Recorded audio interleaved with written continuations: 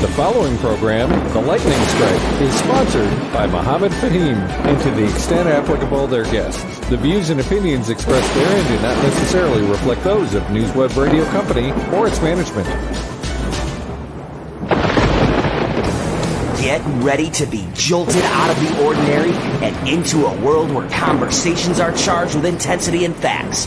The Lightning Strike Talk Radio with your host, Mohammed Fahim, broadcasting live from the heart of the city on Chicago's Progressive Talk Radio, WCPT 820 AM. Welcome to a radio show that charges through the airwaves with an electricity like no other. Here's your host, Mohammed Fahim. Good morning, Chicago, and welcome to the Lightning Strike. I'm your host, Mohammed Fahim. With me in the studios today, Ken DeLuke. Hey, folks, it's good to be back in studio, now being a senior citizen, as it were. Okay. So Ken has finally... Only recently? Yeah, Ken recently. has finally reached the ripe old age of 18. And he's still got a few more years before you're allowed to drink, Ken. So don't go and get drunk. And, of course, in the studio with me today, John Arena. Good morning. Happy Mother's Day, everybody. Happy Mother's Day. Every mother out there. Everybody, to every mother out there. But, hey, John, I was saying the other day, we had a barbecue yesterday, and I was saying, if it was not for us, these guys will not be mothers. If it was not for you're going to take claim. I'll be leaving the show now. He just took all responsibility for what mothers do. Great. Hey, come on. It was a good run. They'll be protesting outside the studio today. Well, no, with all sincerity, folks, if it was not for your mother, we would not be here. Okay, we all owe it to our mothers for the kind of, diaper changes that they did for us. I don't want to use the S word on that. Okay, for all of us growing up. If you would like to call in and wish a happy Mother's Day to your mother, feel free to call in today. We are going to keep the show very light. The number to call in is 773-763-9278 or 763-WCPT. So remember that, and you are welcome to join us at any time between 9 and 10 today. And as usual, here's the thing, guys. We started the show on September 6th, and that timing was so crazy, kind of. September 6th, we started the show. September 7th, the diaper hits the fan. And then I guess... That wasn't our fault, by the way. What, the diaper hitting the fan? Yeah. You are to blame for that, sir. You are to blame for that because you have always supported the diaper hitting the fan now. Okay.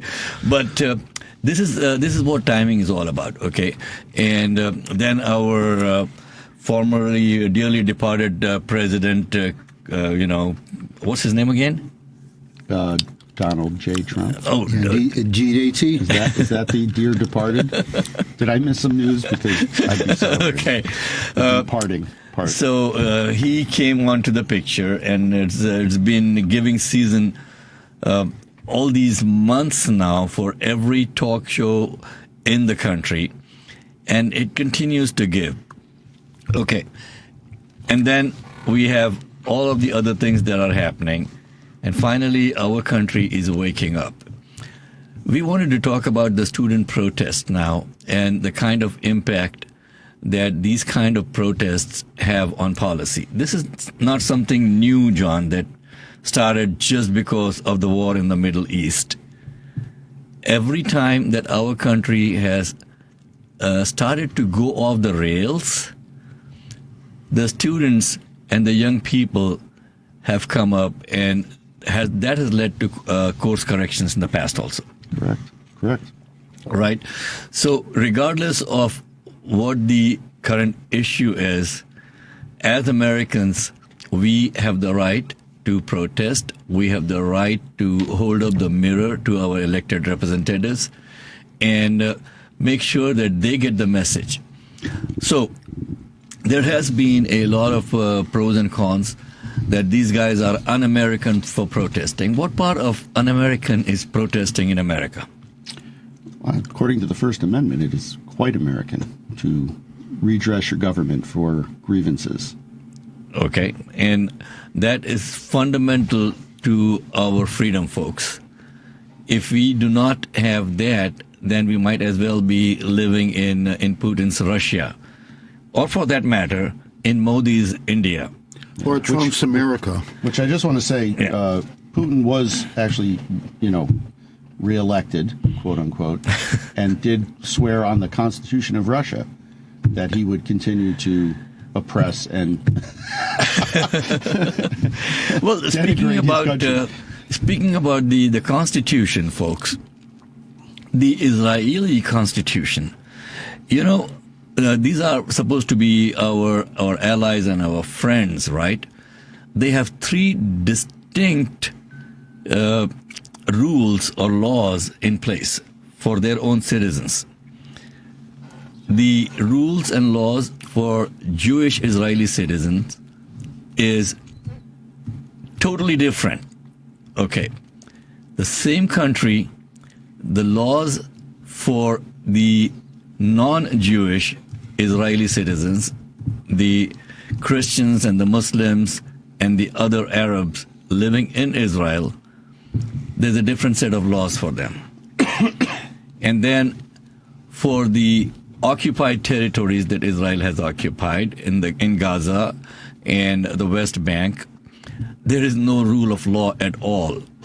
It is the army that has the rules over there. So the army can come into anyone's house, the army can come and arrest anybody, the army can come and kill anybody, no repercussions. And this is supposed to be our friendly ally in the Middle East. So definitely there are different rules for different people in different countries. And coming back, rounding it up, our dearly departed president, who is trying to be president again, has come out openly and said that, hey, if these people are protesting in the streets, I would make sure that I get the army out and have them shot in the legs or something like that. That should work out well. It was kind of funny, a statement that President Biden said yesterday that Trump, and I love this, is running for revenge. Which, that's not what somebody should be doing, is running for revenge. They should be running to be a proactive, good force for our country. Not because you just want to aggrandize yourself. It just... Well, I think it goes beyond the aggrandizement part of it, Ken. I think it's...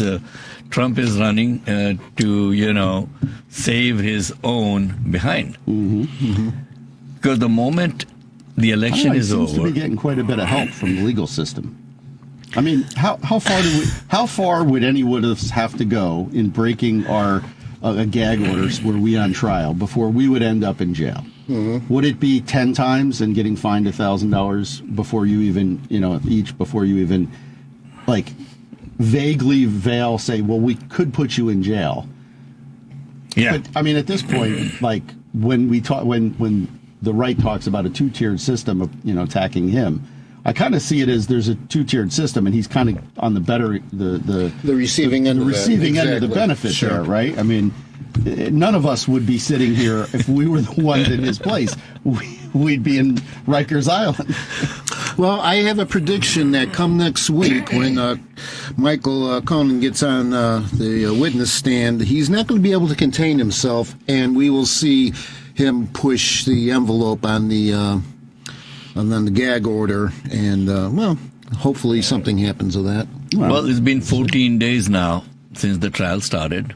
Okay, 2 weeks, and the guy is still on the loose over there. And I have no idea how long it will take to rein him in. And he just seems to thumb his nose at the system, at our country, at our legal system. He's like, okay, do what you want, $1,000, fine. That's how much he eats for lunch at McDonald's, folks. Okay. That's good. For Trump. Wait. No. KFC. Taco Bell, if he's going for this. Come on. You know when he invited that college football team to the White House when he was president? Yeah, right. He had McDonald's burgers over there, man. Come on. KFC is high-end for him. Yeah. Oscar winners or something like that. Yeah, he might offer them KFC. But our departed president, let's please keep him as a departed president, folks. Here's the thing. His followers are somehow not just drinking the Kool-Aid, they're drinking some stuff mixed in with that Kool-Aid, man. Well, the bleach is what cleans you out. There, so. Yeah. I mean, that's why they didn't get AIDS. Or not AIDS, COVID, whatever. Yeah. Well, the ivermectin. I mean, you know, Okay. it's a good cocktail of things that might kill you, but also might save you from brainworms. Okay. Speaking of brainworms. brainworms. Okay. Yes, we are talking about the real news right now, that we have a presidential candidate that has admitted he has a brainworm. Well, that almost makes you want to go outside and shoot my dog. Your name is not known, sir. Come on. Okay. And you don't have a 14-month-old puppy that has not grown up to be a hunting dog that you're trying to make it into a hunting dog. I have a question. Should we be concerned for RFK that a brainworm ate his brain and then died? Did it die of starvation? That's good. So, folks, these are the kind of leaders that we have in our country. What's wrong, man? In a country of 300 plus million people, we can't find someone who is, dynamic, who has got great ideas. I have an idea. Let's have Kennedy go and share some of his worms with our, as you say, departed president. Well, I kind of think that he has been sharing. I mean, between Kristi Noem, Donald Trump's constant rants have been going on for years, so we think there's been a buffet going on between those ears for a while. Yeah, with Kristi Noem, solving the real problems that go on in South Dakota by murdering puppies, and I mean, so we got a lot to look forward to. And goats and dogs and horses. Horses too. Yeah, and horses too. Okay. Yeah, I didn't like the way that horse side-eyed me there, so put him down. Okay. This is where we're going. Oh, to be a goat in South Dakota. Folks, I'm Michigan's laughing. I'm laughing too much over here. So we got Ron from Michigan. We got Amin from Joliet on the lines. Folks, you need to call in. Wish a happy Mother's Day to your mother or to your spouse's mother or to somebody that you want to call, hey, mother. Okay. 773-763-9278. You're tuned into the Lightning Strike, and we'll be right back after a short break with Ron from Michigan and then Amin from Joliet. Thank you so much for listening in and tuning in. You're tuned into the Lightning Strike. I'm your host, Muhammad Fahim.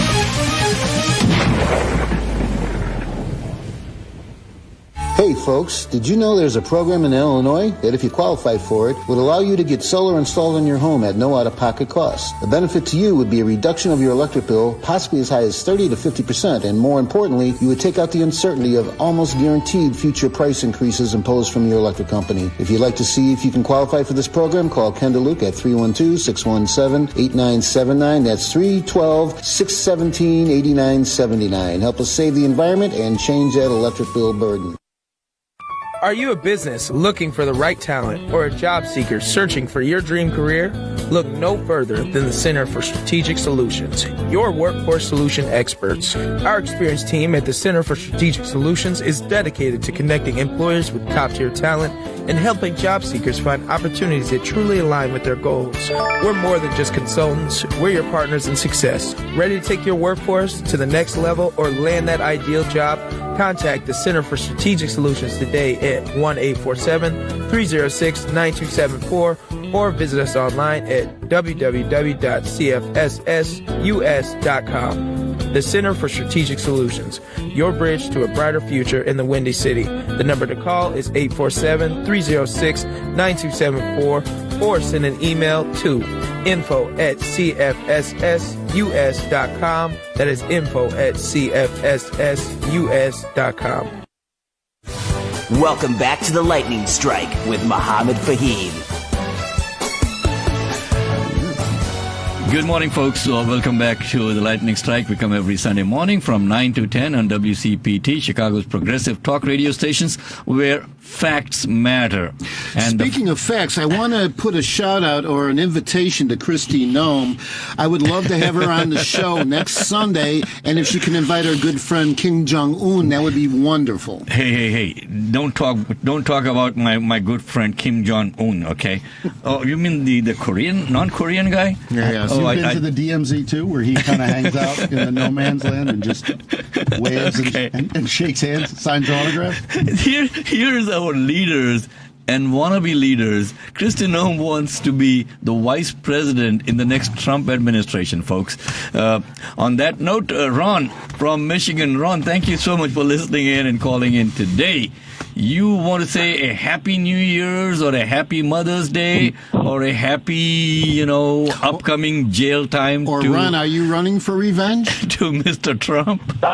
Happy Mother's Day to all the mothers and mothers-to-be, of course. But I don't think, and as far as animals and farm living, did I tell you guys the story about my cousin who had a pet attack rooster? Holy moly. Okay.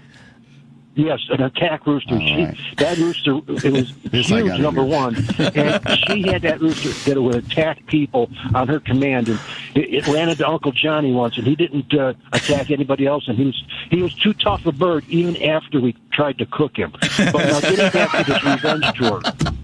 That was back in Mendon. But, Okay, Ron. I've seen attack geese as far as before. revenge, this is no joke.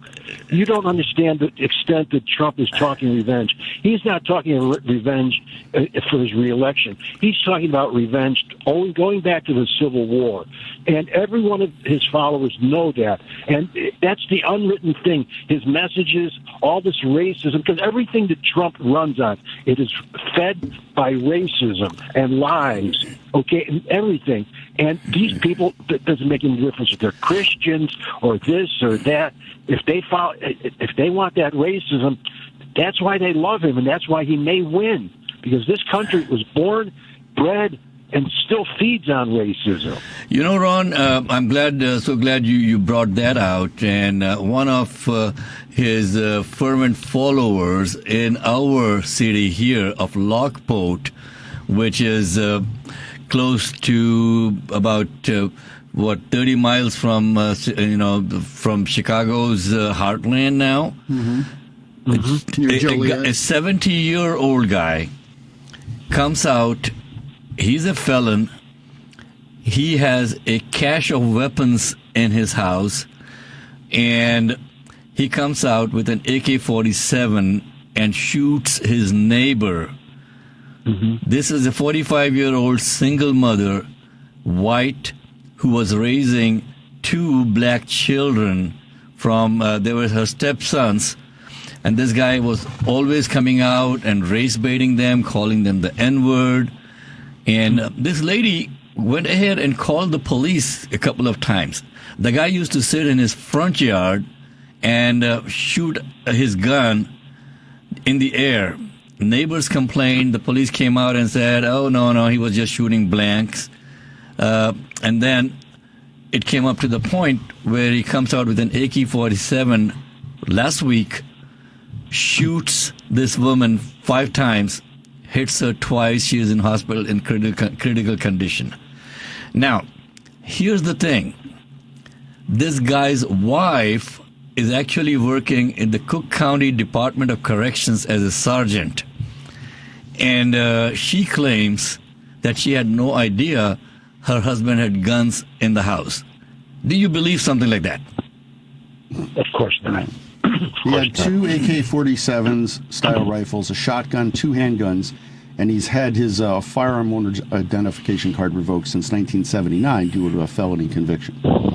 So those You smell the gun grease in the house. I'm telling you, so those are the kind of followers that Mr. Trump has, okay? I'm pretty sure if you drive by this guy's house, which I might do in the next day or so, you might see a Trump 2024 sign in there, because most of the suburbs out there, like Lockport, Joliet, it's Plainfield even, it is highly right-wing. Okay, I've seen those big banners, flags, signs, Trump 2024 in all of these areas. Folks, our liberty is at stake.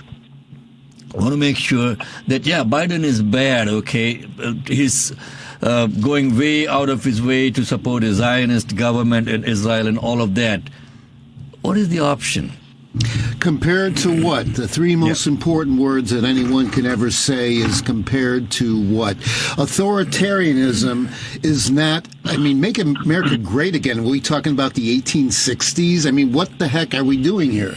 We need to move forward, and people, you have to vote in your own best interest. Actually, he had said, make America grab again.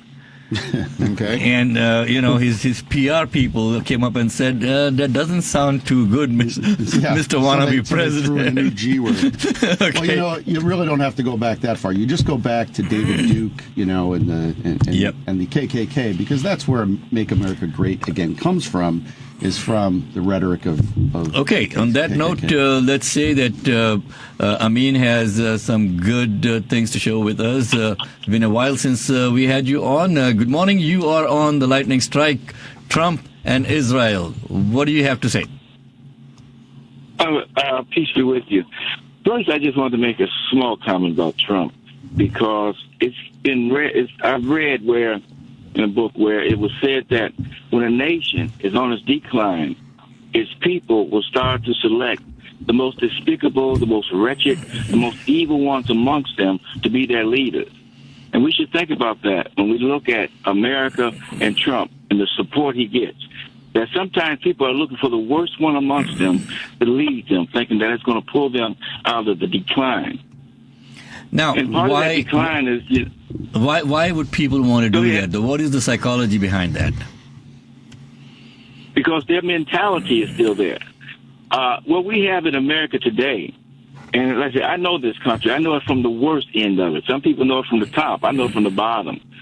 A lot of the evils that have made this country what it is, they haven't gone away. They've just been covered up. Mm-hmm. And what people like Trump can do is uncover it. In other words, it creates a situation where people can feel comfortable being racist, being a prejudice, being a bigot, being hateful, being murderous. They feel comfortable now, whereas, after so much struggle had been to make that not so much the popular thing to do. Trump is making it popular again. And that mentality never died. Because when we look at, compared to when South Africa, when they changed, they had the reconciliation committee, where they brought out all the evils and, they faced it. America's never faced this evil. It has spent all these years still denying it or trying to justify it some kind of way. So within the heart of the mentality is it was justified. We just don't have it. Amongst African Americans, we have a saying and it applies. You know, we have said amongst us that you do whatever you're big enough to do. No matter how wrong it is, if you're big enough to do it, you do it. And that's what Trump is bringing, letting people know, you're big enough to do this. You're big enough to bring in the Ku Klux Klan mentality. You're big enough to start lynching people again. You're big enough to start wearing your robes again. You're big enough to do that, and people love that. Let me ask you a question. Is it big enough or afraid enough? Because I think a lot of this really emanates from a rhetoric of fear and scarcity, right? I mean, that's what we hear is that, white replacement, whites are going to be replaced. And so you create this idea in people's head that they're going to lose something. And in that era of decline, that is what the far right's rhetoric is, right? Is that we're going to hell in a handbasket. All these other people are coming and they're going to take your stuff. And to me, it seems like people responding out of fear. And we know that dictators use those kind of tools to manipulate people's perception of the world. Well, even during times of like segregation and pre-segregation, prisoner release and all that, what was doing was there was the fear. Mm-hmm. That's why, they created a situation where it would say a black person had to be so humble, had to be made afraid to even look a white person in the eye. That's why they created a situation where they made it feel like, well, the black people are so inferior. Because white people, and I don't mean this generally, I mean just the term that they used for themselves at that time, they were afraid of the slaves. They were afraid of the mass rebellion. If you study the history, especially after the Haitian Revolution, they enacted all kind of extensive slave codes in places like in the islands in America because of their fear. And that fear is what made them hateful. That fear is what made them prejudiced. That fear is what made them violent. That fear is what made them lynch so many black people. There's over 4,500 recorded lynchings, and most of these people had done nothing. Mm-hmm. That was out of fear. And this is to say, you don't have to be afraid. We can do what we want to do to choose the term, or you want to use their concept. We can do whatever we want to do to these niggas. We got to keep them in their place. And this is what Trump is bringing back. Mm-hmm. So, yes, it's out of fear also. They're afraid of us. Well, they're afraid that... Thank you. Well, thank any oppressor is always afraid of thank the you. Thank you so much for bringing that point up. Here's the point. Here's the thing, folks. In this country, we have the greatest power at our fingertips, and that is the power to come out and vote. Okay. Elections are around the corner. Don't let the political rhetoric get you.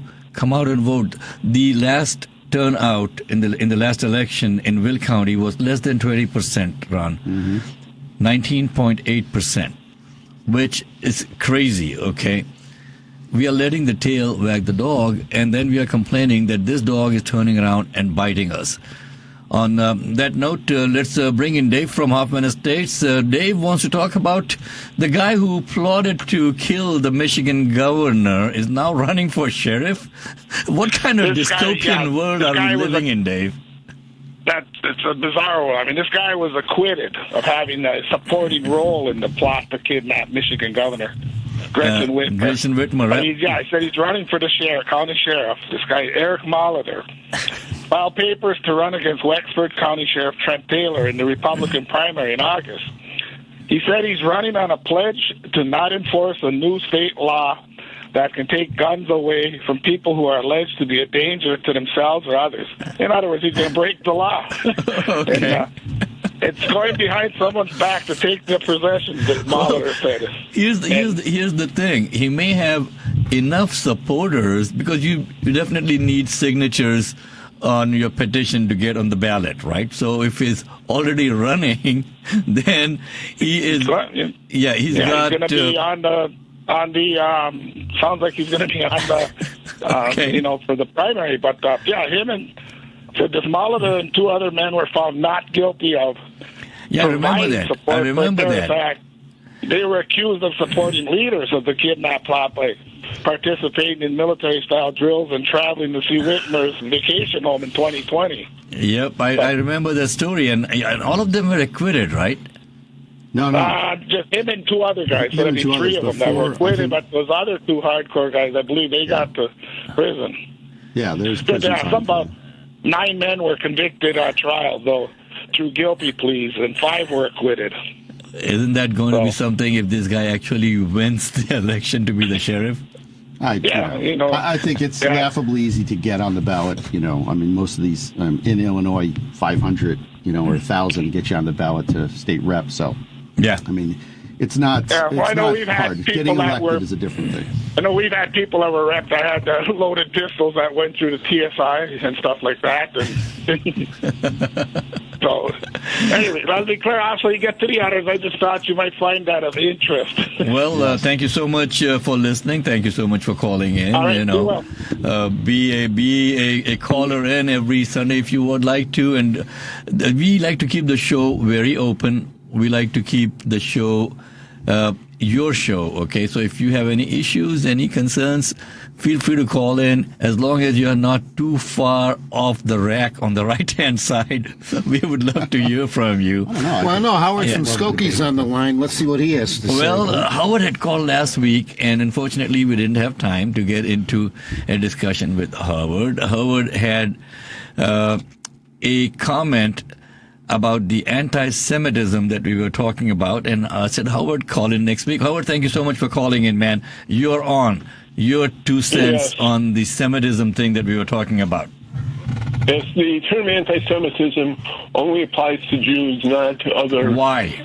Let me ask you this. Why? Because Semitic has nothing to do with race, Howard. Semitic has to do with a group of people who, were using a particular language in that region.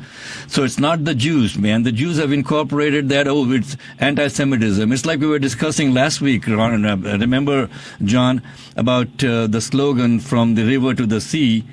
Actually, that slogan was coined by the Zionist Israeli government. It was not coined by the Palestinians. So how do you explain that? First of all, the term anti-Semitism came about in 1879.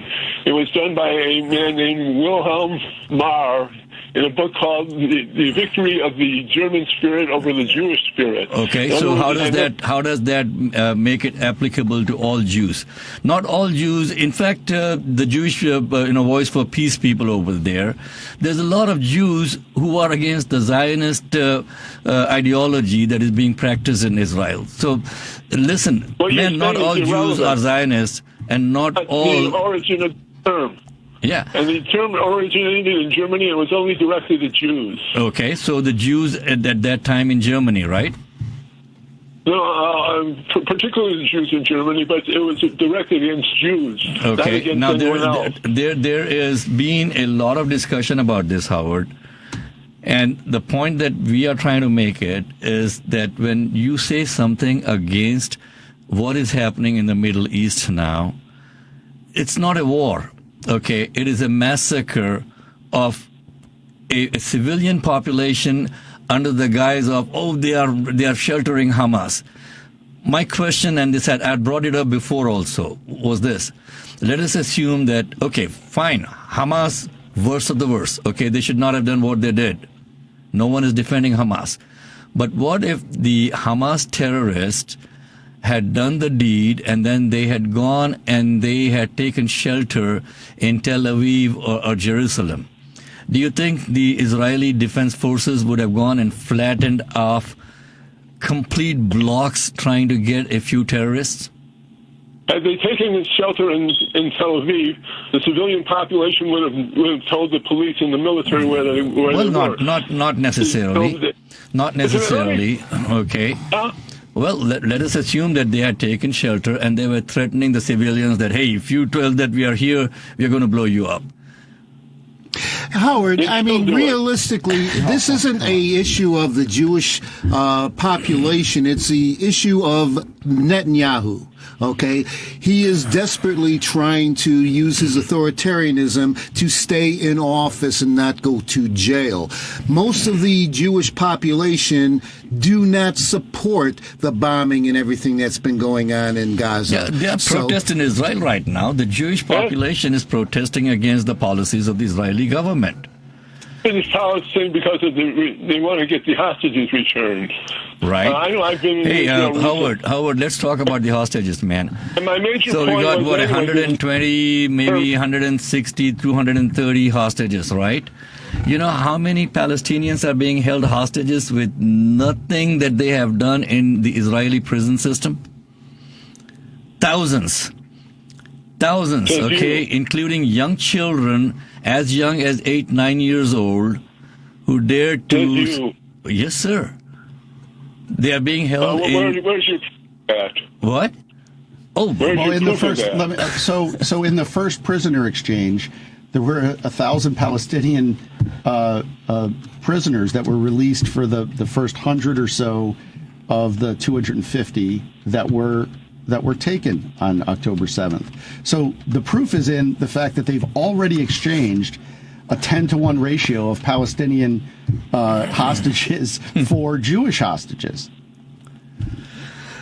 Okay. Well, here's the thing. As of November 1st... You're going off my point. My point was about the origin of the term anti-Semitism. Well, that's where we are trying to get across the point, that for some reason, the Jewish population, a small segment of that, have decided to adopt that it's only against Jews when you say anti-Semitism, and that's where even our elected bodies have come up with this new law that originated in Germany in 1879. That's fine. Yeah. It originated, right? Not contesting that. That's we're not contesting that, but it's not against all Jews. Okay.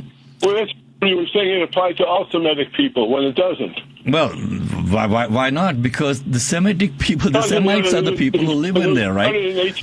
Okay, how about to answer your question, the last week has seen, as of December 28, I'm looking at this number, as of November 1st, Israeli authorities have held nearly 7,000 Palestinians from the occupied territory in detention for alleged security offenses. Okay, there's been no charges filed, and this is according to the Israeli human rights organization Hamoked. Far more Palestinians have been arrested since the October 7 attacks now. This is like before October, November 1st. Come on, man, 7,000? For what? So here's the thing. We as a country... Rocks, shooting, stabbing, driving cars into crowds of people. Really? Even with those things. And once again, you're going off my point. My point was about the origin of the term anti-Semitism. Okay. And you haven't shown anything to rebut that, so I consider myself winning. Okay. Well, okay. Well, here, for the sake of context, he does have a point. According to Wikipedia, due to the root word Semite, the term is prone to being invoked as a misnomer by those who incorrectly assert that it refers to racist hatred directed towards Semitic people, in spite of the fact that this grouping is an obsolete historical race concept. So that's the point. Now, I'll give him a point that the use of language evolves over time, and at some point, this was, as he points out, in 1879, there was a German document that wanted a scientific-sounding term, Judenhass, or Jew hatred, and it's since been used to refer to anti-Jewish sentiment alone. So there is an evolution of the term, and so I think there's a point on both sides of this that, who is the Semitic people historically, which I think we were talking about in terms of the rights to return and the rights to the land that is Israel now. The people in that part of the world. Exactly. Okay. Versus the anti-Semitism as it is contextualized in current society. So I think he makes a point about that and the evolution of the term. Right. And Howard, you're absolutely right that there is no justification for killing or harming any Jews in the name of a racial or a radical ideology, right? So, fine. You don't want to use the word anti-Semitism for other people. I agreed. But does that give the right to people to just go and indiscriminately kill, women and children? 35,000 people have been killed, man. When is it going to stop? And most of it is by these 2,000-pound bombs and 500-pound bombs that we are supplying. If we don't protest, if we don't stand up and ask for an end to this, we will be held accountable by history. And that's and if we want to get, we have anti-Semitism that we know is in existence and practiced by some. We also have anti-Muslim, right? Anti-Arabic. We have anti-Palestinian sentiments. And I think the bigger point here is, are we going to have an argument about who is, more victimized here? And we have to look at the context of the battle that's in front of us. And there was an incident on October 7th that is part of a larger conflict that's been going on for near 70 years. And the international laws that have been violated by Israel by putting 700,000 settlers into the West Bank in violation of international law, and the systemic occupation of Gaza and the West Bank. And this is the context of the fight here. It is really not about, do we like Jews more, or do we like Palestinians more, or any other? It's about humanity and human rights. It's about humanitarian issues that are at play here. Yeah, and the big point here is that it's an order of magnitude, the response that that Netanyahu has inflicted upon Gaza. I mean, sure, was Hamas completely out of wrong for doing what they did? No one disagrees with that. But you do not respond to like tenfold killing a bunch of innocent kids and people who have nothing to do and have no dog in that race. Okay, it's just wrong. And he made a point that somehow if. Like, we have this problem in Chicago where there's gangs that control areas, and people wonder why they don't come to the police. Well, who do they have to worry about the gangs. They also have to worry about the police. And if they do speak out, then what are the retaliation that the gangs? This is the kind of structure that's created in when you have opposing forces and you're stuck in the middle. How do you secure your own safety to just say, well, you still turn them in, knowing that you or your family are going to get harmed? That's an irrational approach. It's a long fight. It's a long discussion, folks. We are not going to be able to resolve it in a 1-hour talk radio show. And we continue to say that in our show, as on this station, facts matter, okay? And the fact of the matter is, what is happening is not right. It is not morally right. And we as a country should be ashamed that we are not speaking up more often on this in every forum that we can get. Well, we are seeing. I think this gets to the point we were talking about before the show about the protests on campus and whether those are inconvenient to people, whether shutting down a highway to O'Hare is inconvenient versus what it is it's speaking to these atrocities that are happening and humanitarian issues that we have just as a point. Just imagine. That's the First Amendment. That's the point of saying in the First Amendment that you have a right to redress grievances with your government. And this is what's being expressed. And to say, well, I'm inconvenienced because of somebody's First Amendment rights, well, then worry about your own First Amendment rights if that's the road. If you are inconvenienced, please speak up, okay? And go and vote. Make sure that you get your voice heard so that you are not inconvenienced. Just think about it, folks. People have no food. They have no water. They have nowhere to sleep.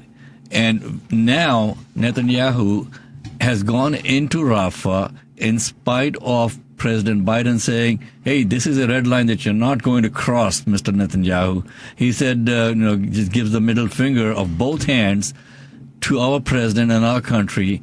And they are in Rafah right now, killing people right and left. And they're saying, oh, we want you to get away from... Where are you going to get away, man? How many times can you load up your mattresses and go? Where is there to go? That is the human tragedy unfolding right in front of our eyes. And if we don't speak up, I'm sorry, we don't have the right to call ourselves as human beings, folks. Sheila White is on the line, and we've been trying to get in touch with Sheila, and finally she decides to just call in and come on in and just drop in out of the blue. Good morning, Sheila. Good morning. I just want to say Happy Mother's Day. There's a lot of moms that are doing their thing on this morning, having coffee and toast and kids are making breakfast for them all over the place. So happy Mother's Day to all the moms out there in Radio Land. Our guest this morning, her name is Jennifer. She's actually a friend of Ken's, Ken DeLuke this morning. And she's an expected mom. She's going to be a new mom. So we're excited about that for her. Okay, Sheila. Happy Mother's Day to you also. And I really feel for Jennifer that she is a friend of Ken's. Man, what made you do that? And I don't see her calling in. I think because she is a friend of Ken, and she does not want to call in and let the listeners know that she knows Ken, right, Ken? Yeah. Sheila, I'm assuming she's on the line with you, right? No, she's going to be calling in. She's a new mom, or she's going to be a new mom, but she may be a little under the weather, so to speak, this morning. Okay. While we're waiting for her to call in, I got to share something with people, and this is an unendorsed recommendation. Jen Paskey, she worked with John Kerry in the State Department. She was she was the press secretary for Joe Biden and on the first year of his term. She just came out with a book. The book is Say More, and I'm about 3 chapters into it, and it's like a phenomenal read. So if you guys have audio books, you can do books on tape, or you actually have a chance to sit down and read something, I strongly recommend Jen Paskey, and the book is Say More. And, I just want to say something that's just about moms in general, because, moms are the ones that rock the cradle of this world. And a lot of things that are going on in our world today, moms really play such an important part, not only in our lives, but just in our nation in general.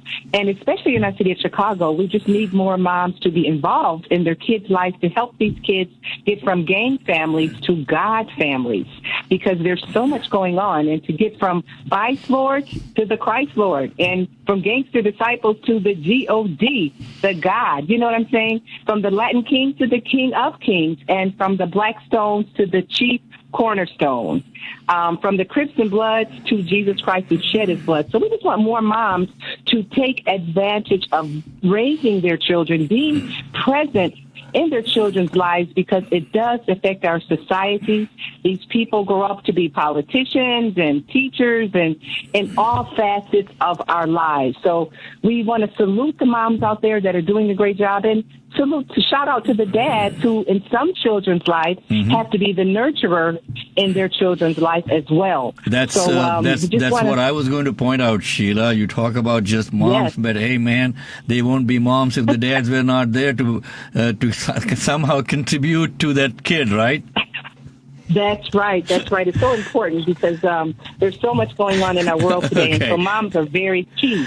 Absolutely, and there are so many women out there, Sheila, who are really carrying the burden of carrying the family. It is amazing to me.